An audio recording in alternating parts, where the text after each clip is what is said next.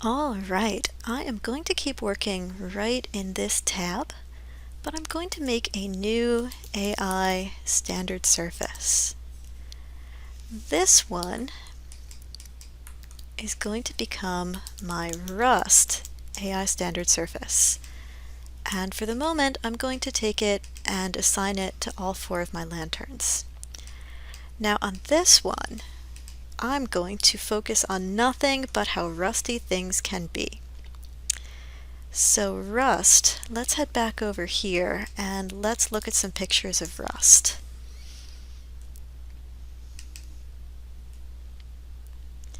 So rust is, again, you've got like cloudy patterns and you've got this really pronounced dot pattern. So again, I'm going to be looking for clouds and I'm going to be looking for dots. In this one, I don't think I'm so much looking for stripes, but it is really interesting how rust comes in along the edges of things first. So let's keep that edge thing in the back of all of our heads, okay?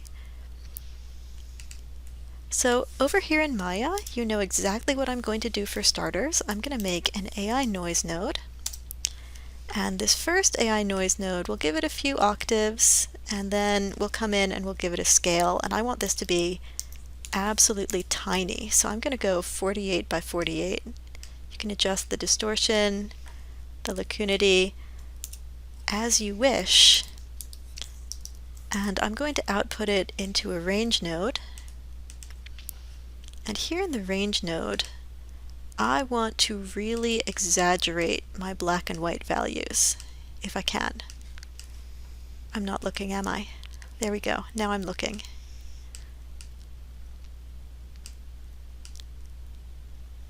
So I want really strong black and white values. Yeah, that's looking nice and rusty. Okay, so let's call this one rust dots noise. And we'll call this one rust dots range. And then I'll go ahead and make another AI noise. And this one, let's come in here. And again, we're just looking for some general clouds. So let's do this like 4 by 4. General cloudy colors. Because we're not really sure what we're doing yet, we'll plug that into a range. Let's unsolo it.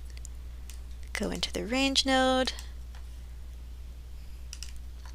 And again, just like bump it up a little bit in some places. Maybe like that, that's fine.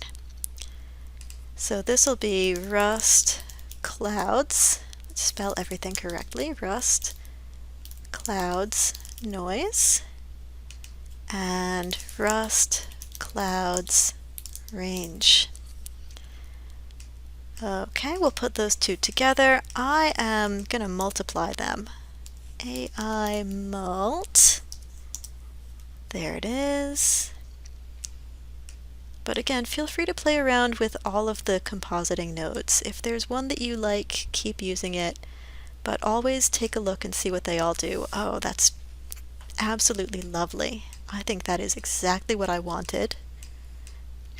So let's go ahead and make a ramp.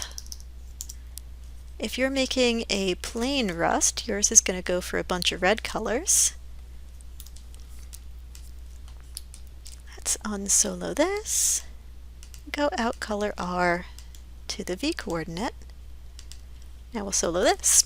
So if you're making a straight up rust, yours is going to wind up being a bunch of red colors, but I'm going for verdigris, so mine is going to be a bunch of green colors. Just a bunch of them. I don't know what they're all going to be yet. Let's put in like a really dark one. Yeah, dark, desaturated. Oh yeah. Space these out a little bit. Maybe I want this one over here. Okay, that looks pretty good. Okay, so I will call this one my rust color ramp. and connect it out color to my base color. With rust, you can go through, and if you don't think rust is shiny, you can turn your specularity off.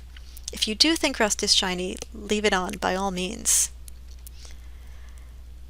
But, of course, I've got this great pattern over here, so before I even bother doing my test render, the other thing I'm going to do is just make another ramp, because I always like running things into ramps. I just feel so much safer when I'm outputting from a range into something with color values. So I'll go from there to there, and then I will go into a bump 2D,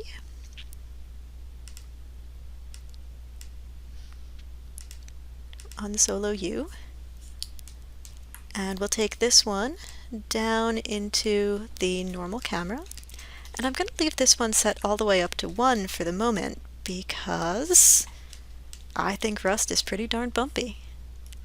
So I'm going to go ahead and render and see what my rust looks like, my green rust.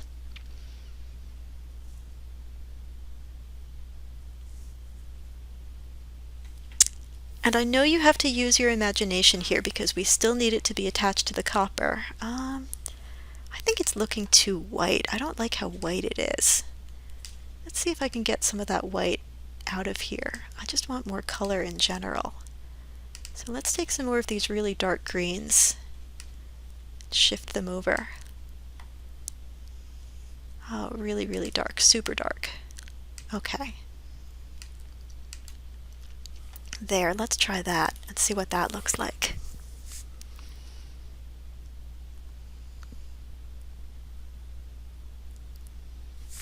Okay, that's maybe a little too dark. So I'm going to keep playing with this, but you don't have to watch me for this part. You really don't. So I'm going to go ahead and stop the video, and I'll come back later when I've actually got this worked out to my satisfaction. And you will, trust me here, get something that looks like rust or verdigris or whatever kind of aging you're going for. So I will see you soon for the next bit of the lesson.